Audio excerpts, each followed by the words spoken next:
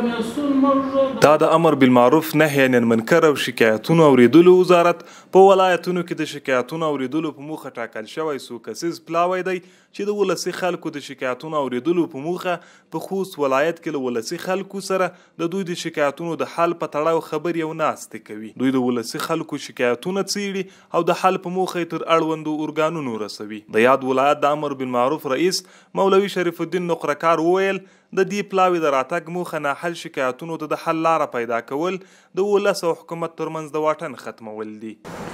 د دوی د راتګ هدف دغه و چې هغه مشکلات هغه شکایت چې لا ينحل دي هغه لپاره د حل لاره پیدا کړي. په دې په خاطر چې د ملت او د ملت په منځ کې چې کوم دغه چرغول وطن هغه د منځ ختم کړي. دې په خاطر د دوی د دلته راغلي. بلخوا د خوست ځایي اوسیدونکي د ورغلي هیات په ورتګ خوښي کوي او وايي په دې کار سره ولس مطمئن کیږي چې دومره څوک شته چې زموږ شکایتونه واوري او پوښتنه مو وکړي. د هیاتانو راتګ چې د خوست دغه د ولس او د دولت ترمنځ واټن کموي او دغه ډیره ګټه لري. ولس مطمئن کیږي چې دومره څوک شته چې موږ شکایتونه واوري او زموږ پوښتنه وکړي. هیات نرکلای خوښ شو چې په دې مناسبه موږ ځای پیدا شو، موږ سره ټلیفون شمیرې ورکړي، هر څه ته د پته ولګي، د پوښتنه یې وکړه.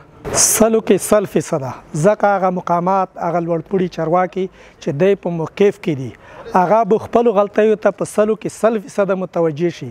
ځکه په دې باندې عوامو دا باور پیدا کړو چې که موږ سره څوک سوی تفاهم زور زیاتی وکړي نو داسې یو موقف یو مقام شته چې که هغې ته موږ خپل شکایت وړاندې کړو هغه موږ حقا او حقوق کوم چې دی موږ هغه د ملت اوس چې کوم دا هغه لوړپوړو چارواکو ته رسیږي او د موږ د حق نه به دفاع کړي. د یادولو ده چې یاد پلاوي خوست ولایت په سفر کې د ولسي خلکو 110 شکایتونه اوریدلي چې له جملې 102 شکایتونه د حل په موخه اړوندو ارګانونو ته لیږلي او پاتې نور چې د هغوی اړوند نه وو له لازمې لارښوونې وروسته اړوندو ادارو ته ولیږل تر څو دا قضیې په اړوندو ادارو کې د حل تر بریده ورسیږي.